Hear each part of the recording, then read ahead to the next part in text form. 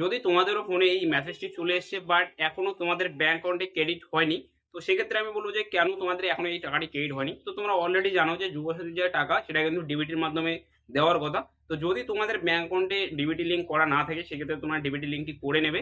সেক্ষেত্রে কিন্তু কোনো রকমের সমস্যা হওয়ার কথা না যে তোমাদের ডিবিটি লিঙ্ক রয়েছে বাট এখনো পর্যন্ত তোমাদের অ্যাকাউন্টে টাকা আসেনি।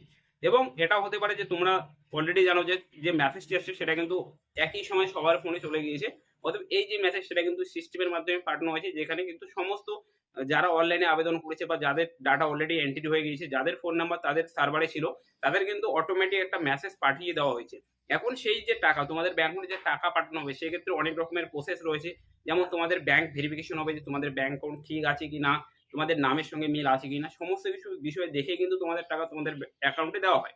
তো তোমরা দেখতে পাচ্ছ অলরেডি যদি তোমাদের মেসেজ চলে এসে সেক্ষেত্রে তোমরা একটু অপেক্ষা করবে। ১ সপ্তাহের মধ্যে হয়তো তোমাদের যে টাকা রয়েছে সেটা তোমাদের ব্যাংক অ্যাকাউন্টে চলে আসবে। আর যদি তোমরা ভাবছো যে আমাদের এখানে মেসেজ চলে এসেছে যে তোমাদের ব্যাংক অ্যাকাউন্টে টাকা ক্রেডিট করে দেওয়া হয়েছে, বাট এখনো পর্যন্ত তোমাদের অ্যাকাউন্টে আসেনি। তো সেক্ষেত্রে তোমরা একটু অপেক্ষা করবে। প্যানিক হওয়ার কিছু নেই যে তোমাদের কোনো কিছু ভুল হয়েছে কিনা। এমনটা কিছু না। তোমরা একটু অপেক্ষা করবে। তোমাদের যে টাকা সেটা কিন্তু তোমাদের ব্যাংক অ্যাকাউন্টে ক্রেডিট হয়ে যাবে। তো আশা করছি সমস্ত বিষয়টি তোমরা বুঝতে পেরেছো। ভিডিও যদি ভালো লেগে থাকে অবশ্যই ভিডিওটাকে লাইক করে দেবে।